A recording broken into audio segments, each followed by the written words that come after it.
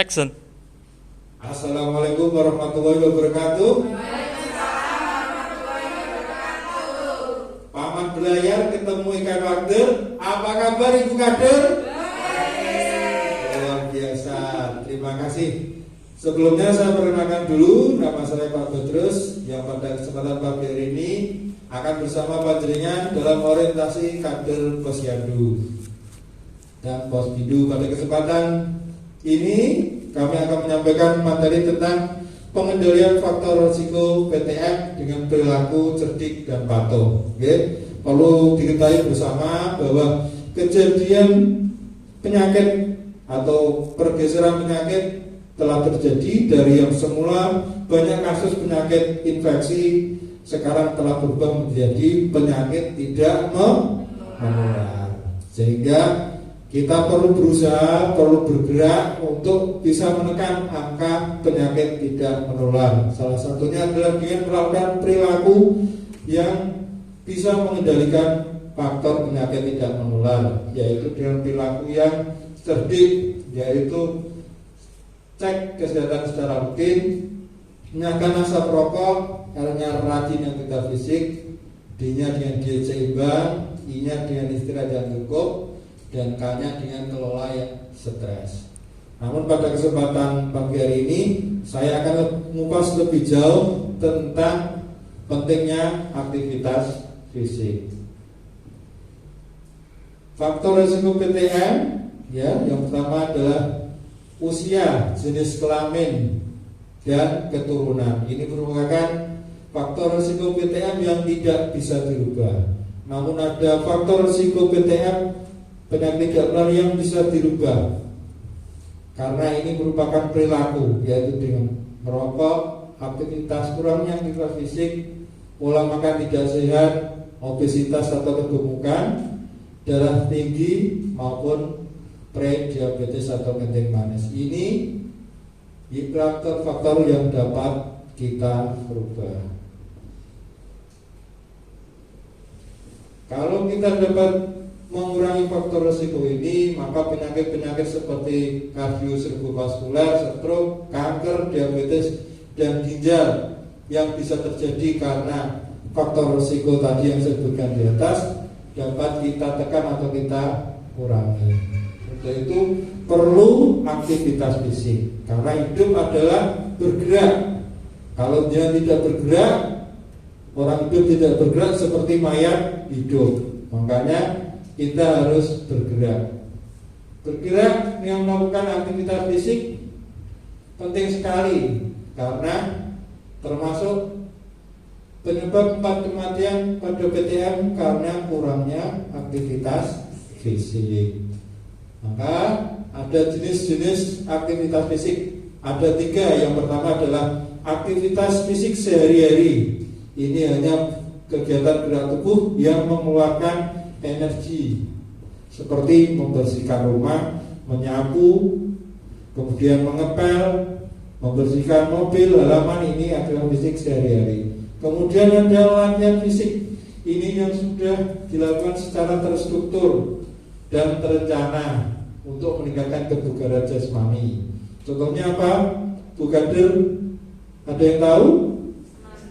Senam aerobik, benar sekali yang sudah kita lakukan, Kemudian sit up, jogging, jalan kaki. Ini adalah latihan fisik. Kemudian ada olahraga. Ini juga jenis aktivitas fisik yang sudah lebih terstruktur, terencana, berkesinambungan, ada aturan-aturan. Dan selain meningkatkan kebugaran, juga ada hubungannya dengan prestasi. Contohnya olahraga sudah tahu, sepak bola, bola voli, bulu tangkis. Ini adalah contoh dari olahraga. Manfaat aktivitas fisik: 1, mengendalikan berat badan. Sudah tentu bergerak, akhirnya lemaknya luntur dengan bergerak. Ada lagi kira-kira Ibu? Mengendalikan stres, pintar, menurunkan tekanan darah tinggi, kolesterol, kencing manis dapat dicegah dengan melakukan aktivitas fisik. Aktivitas fisik ini juga harus kita lakukan baik sebagai individu, keluarga maupun di komunitas atau di lingkungan kita, seperti itu Posyandu. Harapannya dengan latihan fisik ini selain kebugaran didapat, juga meningkatkan kesehatan. Namun ada beberapa latihan fisik yang harus dihindari, terutama untuk orang tua.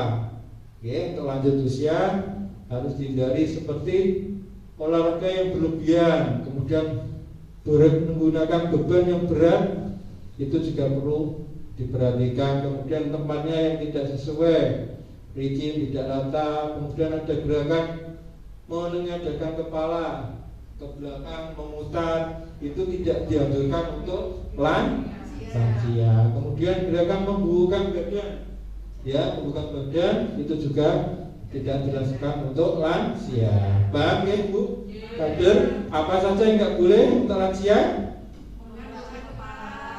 Ya, terus memutar, membubuhkan badan, pintar sekali. Jadi prinsip dari aktivitas fisik itu kita singkat dengan BBTT, yaitu baik, benar, terukur, dan teratur. Baik bagaimana aktivitas fisik sesuai dengan kemampuan, ya, sesuai usianya. Benar dilakukan secara bertahap, dari mulai pemanasan, inti, ada peregangan dan pendinginan. Kemudian terukur, diukur intensitasnya 30 sampai 60 menit per hari, jangan terlalu lama waktunya. Kemudian teratur, dilaksanakan secara teratur 3 sampai 5 kali dalam seminggu. Begitu guys, bukan semua. Paham yang saya sampaikan? Nah, apa tadi manfaat dari latihan fisik?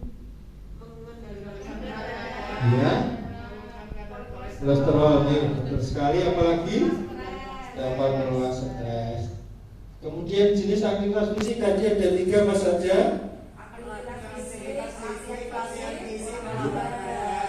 Ya, betul sekali Bu Kader. Harapannya apa yang dapat saya sampaikan ini nanti panjenengan bisa sampaikan ke masyarakat, sehingga masyarakat giat untuk melakukan latihan fisik untuk mencegah risiko dari penyakit tidak menular. Demikian yang dapat saya sampaikan. Mohon maaf jika ada kurang yang berkenan. Billahi taufiq wal hidayah. Wassalamualaikum warahmatullahi wabarakatuh.